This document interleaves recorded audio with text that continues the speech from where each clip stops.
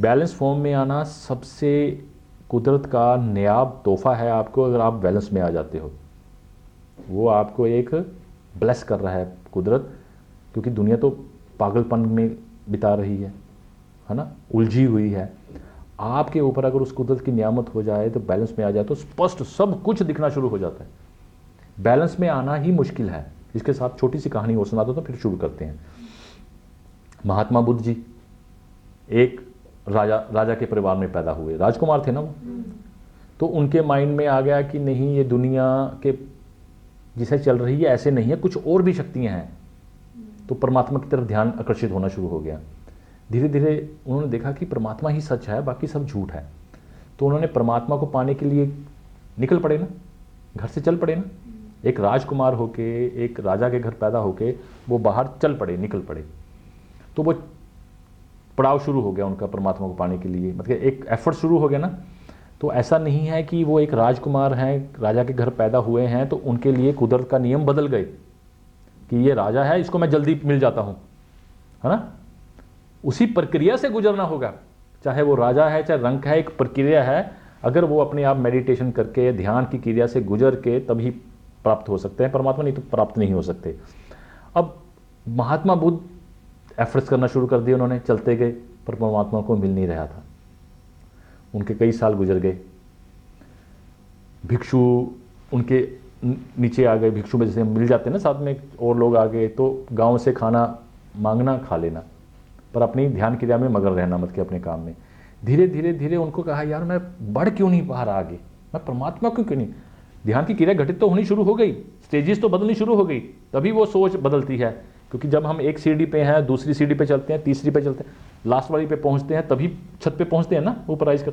तो पड़ाव तो उनके बदलने शुरू हो गए, पर परमात्मा नहीं मिल पा रहे थे राजकुमार होते हुए। फिर उन्होंने खाना पीना भी त्याग दिया। उनको उनके भिक्षु जिस तरफ चलते थे कि गांव से खाना मांग के लेके आते हैं, खाना तो बनाते नहीं थे, है ना, खाना मांग के लेके आते थे। तो महात्मा बुद्ध उल्टी दिशा में जाते थे कि वो परमात्मा के पीछे इतने पागल हो गए थे कि परमात्मा क्यों नहीं घटित हो रहा, क्यों नहीं घटित हो रहा ना, इतना कुछ कर रहा हूं मैं, इतना कुछ कर रहा हूं। फिर वो चलते चलते ना एक बार निरंजना नदी में चले गए। निरंजना नदी को पार कर रहे थे, पानी बह रहा था हल्का हल्का। तो उसमें उन्होंने जब पांव रखे ना तो वहां पे स्टिल हो गए वो, मतलब उनमें शक्ति नहीं थी आगे बढ़ने की कि मैं इसको पार कर सकूं। वो दुबले पतले हो गए थे। हम तो महात्मा बुद्ध की फोटो बड़ी ग्लो वाली देखते हैं ना, तो ग्लो तो रहा ही नहीं था, क्योंकि खाना भी नहीं था, परमात्मा भी नहीं मिले थे। जब परमात्मा घटित हो जाता है ग्लो फिर आ जाता है, क्योंकि वो जुड़ जाता है ना अंदर। इंसान अभी बिखरे हुए हैं, भाग रहे हैं, वो भाग रहे हैं उसके पीछे। मतलब क्या उनकी सिचुएशन कैसी होगी, परमात्मा को पाना, परमात्मा को पाना, परमात्मा को पाना। तो उसके लिए चल रहे हैं, एफर्ट्स कर रहे हैं, खाना पीना त्याग दिया, तो वो सूख के कांटा हो गए थे। मैंने फोटो देखी हुई है, आपने देखी हो उनकी, देखिए फोटो, सूख के कांटा हो गए थे। तो मिल जाएगी अब आपको, हमारी बात चल रही है ना, तो अब आ जाएगी आपके माइंड में। तो सूख के कांटा हो गए। अब वो निरंजना नदी के पास खड़े हैं। निरंजना नदी में उनमें इतनी शक्ति नहीं थी कि वो अपना पांव आगे बढ़ा सके। अब देखिए क्या चीज है, यहां क्या घटित हुआ वो समझना है आपने, क्या घटित हुआ। अब वो निरंजना नदी में, जिस नदी में खड़े थे ना, तो उनके पैर पांव पानी में डूबे हुए थे। और पानी में क्या है, गहराई। पानी में क्या है, फ्लेक्सिबिलिटी। वाटर क्या है, विचार। वे भी है ना, विचार आते हैं जाते हैं, आते हैं जाते हैं। जब उनके पैरों के ऊपर पानी टच किया, और वो एक स्टेजेस चढ़ते चढ़ते कई पड़ाव पार कर चुके थे, पर परमात्मा को नहीं घटित हो रहा था उनमें, परमात्मा घटित नहीं हो रहा था। तो उनमें जब पानी टच किया ना, पैरों के ऊपर पानी, वो सोच रहे थे यार, तो उनमें एक विचार उत्पन्न हुआ। हमारे विचार क्या होते हैं, वाटर। हमारे विचार क्या है, वाटर। वो पानी में खड़े हुए, पानी क्रॉस होता उनके जा रहा था, टच करता हुआ जा रहा था पानी में। तो उनमें एक विचार आया कि यार मैं परमात्मा को पाने के लिए भाग रहा हूं, मैं परमात्मा को पाने के लिए उसके पीछे भाग रहा हूं, मैं उसको अपने अंदर घटित नहीं होने दे रहा। मतलब कि मैं न्यूट्रल नहीं हो पा रहा, मेरे में इतनी हड़बड़ाहट है कि परमात्मा को पाना है, परमात्मा को पाना है। उनके मन में ये विचार उत्पन्न हुआ वाटर की वजह से। अगर निरंजना नदी में ना खड़े होते ना उस समय वो, तो ये विचार ही नहीं आना था उनके मन में। वाटर की पावर इतनी है कि निरंजना नदी में खड़े थे तब ये विचार आया, नहीं तो वो विचार नहीं आता। वो परमात्मा, महात्मा बुद्ध परमात्मा को कभी पा ही नहीं सकते थे। तो वह विचार आया कि ये मैं घटित होने नहीं दे रहा अपने साथ, मैं पागलों की तरह भाग रहा हूं। जब ये विचार आया तो वो न्यूट्रल हो गई। वो कहने नहीं, पहले मैं बैलेंस फॉर्म में आना है, मैं न्यूट्रल होना है मैंने। तो जैसे ही ये विचार उत्पन्न हुआ, उन्होंने नदी पार की, वृक्ष के नीचे बैठे, तो बौद्ध वृक्ष के नाम से वो वृक्ष मशहूर हो गया। तो वहाँ बैठे उन्होंने कहा नहीं, मैं नहीं भागूंगा, अब मैंने भागना कहीं नहीं है, मैंने इस क्रिया को समझ के घटित होने देना अपने साथ। तो जब उन्होंने ये दिमाग में विचार आया, उन्होंने घटित होना शुरू हुआ, तो फिर उन्होंने परमात्मा को पा लिया था। कहने का मतलब इतना इजी नहीं है कि जब महात्मा बुद्ध को भी राजा होने के बावजूद परमात्मा एफर्ट्स करने के बाद मिले, तो आपने भी अपना एफर्ट्स करना है, पर न्यूट्रल होके। अपने घर के बाहर जाके खड़े हो जाओ, मेरा घर क्या है, ये मुझे क्यों नहीं दे रहा, किस किस किस कोने में इसकी दिक्कत है। न्यूट्रल होके सोचो, आराम से सोचो कि मेरा घर बीमार कहां से है। सबको दुनिया को मिल रहा है, पर मुझे मेरे ये वाली चीज मुझे क्यों नहीं मिल पा रही। भागो मत, जल्दबाजी मत करो। जब महात्मा बुद्ध को नहीं परमात्मा इतनी जल्दी में मिले, तो आपको कैसे मिलेगा जब तक आप न्यूट्रल नहीं होंगे। जब तक उलझे रहोगे तब तक वो कोर नहीं दिखेगी आपको। आपको देखेंगे मुझे पैसे की दिक्कत आ रही है, तो पैसे की दिक्कत साउथ ईस्ट से होती है, तो ये तो पता चल गया। पर साउथ ईस्ट किस वजह से खराब हुआ, ये तो देख नहीं पा रहे आप।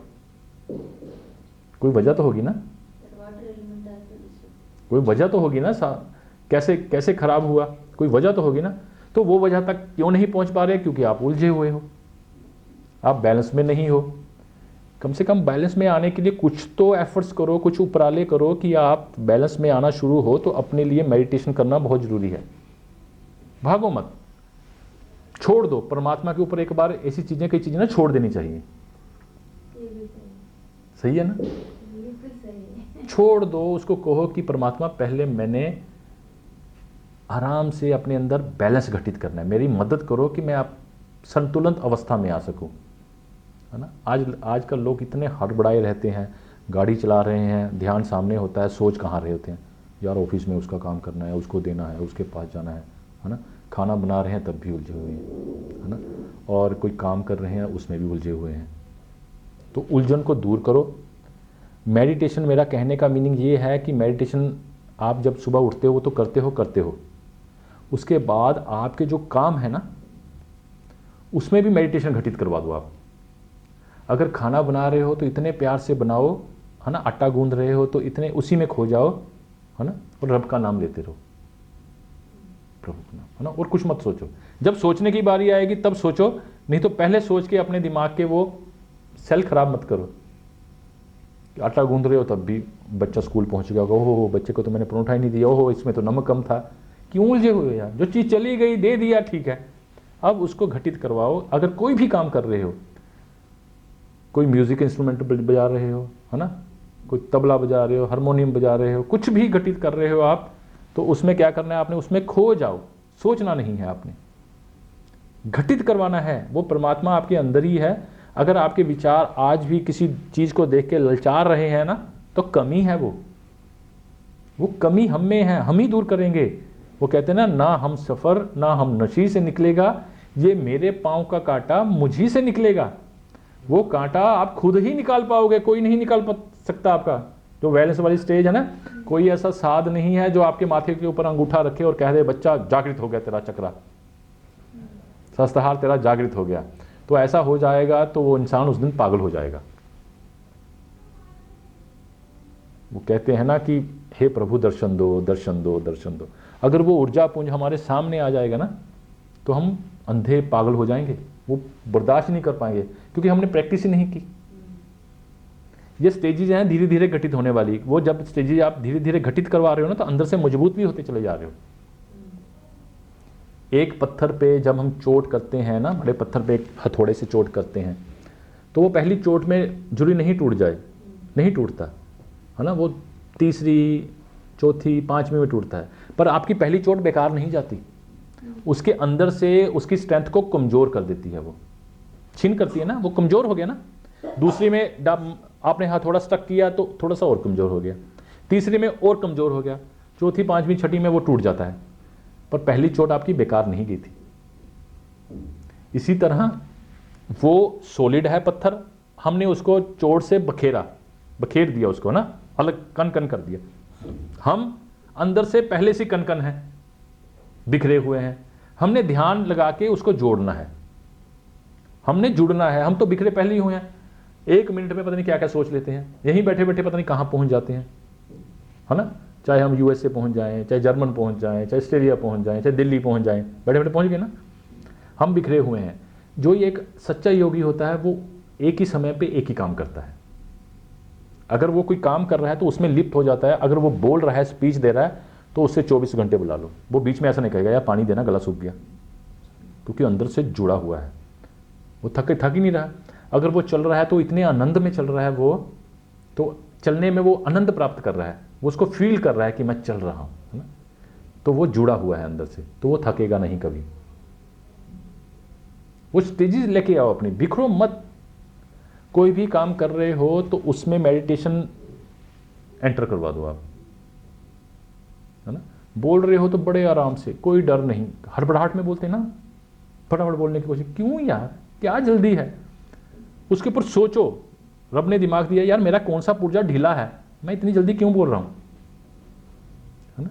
आराम से क्यों नहीं बोल रहा मैं, मेरे अंदर कौन सी एलिमेंट मिसिंग है, बिगड़ गया। मिसिंग करने से बिगड़ जाता है, कम या ज्यादा हो जाता है। बाद में मेरे ये आई थी मेरी बुक वास्तु विद्या एक विज्ञानमय ज्ञान। इसमें रिवर्स सीजिंग, देवताओं की डिटेलिंग, रेमेडी पार्ट, एनर्जियों के बारे में विस्तार से बताया गया। ये 5100 की है, मतलब ये बुक और ये वाली बुक मेरी, ये पार्ट 2 है, ये 11,000 की है। इसमें ये डिफर हैं दोनों। देखो ये सोचना आपने है कि आप कैसे आगे जाते। मैंने आपको एक रास्ता दे रहा हूँ, आपको एक विद्या दे दी, 5 एलिमेंट की थ्योरी देती, ये कैसे काम करती है वो साइंटिफिक बता रहा हूँ आपको मैं, है ना। वो सारी चीजें आपको दे रहा हूँ ना मैं। मुझे ये पता है कि आप जो मैं चीजें पढ़ा रहा हूँ आप अपने अपने तरीके से समझ रहे हैं, आपने कहाँ यूज करना है ना। इसमें मैं तो सच्चे भाव से फेथफुली आपको दे रहा हूँ। बल्कि आप अगर यहाँ बैठे बैठे ऐसे सो रहे हो तो उसमें मेरा कसूर नहीं है ना। अगर आप यहाँ बैठे बैठे कह रहे हो यार वहाँ लाला मांगने आया होगा पैसे या मैंने उसके पैसे देने हैं, तो मेरा कसूर नहीं, है ना। आप यहाँ बैठे बैठे अपने किसी दोस्त के पास पहुंचे हो तो मेरा कसूर नहीं। आप अपने बैठे बैठे यार बच्चे ने वो शरारत कर दी थी, कल मिसी का फोन आया था, पता नहीं क्या बना होगा, ये मेरा कसूर नहीं। बल्कि आप कहाँ तक अपने चक्षु खोल पाते हो, काम कैसे ले पाते हो, मतलब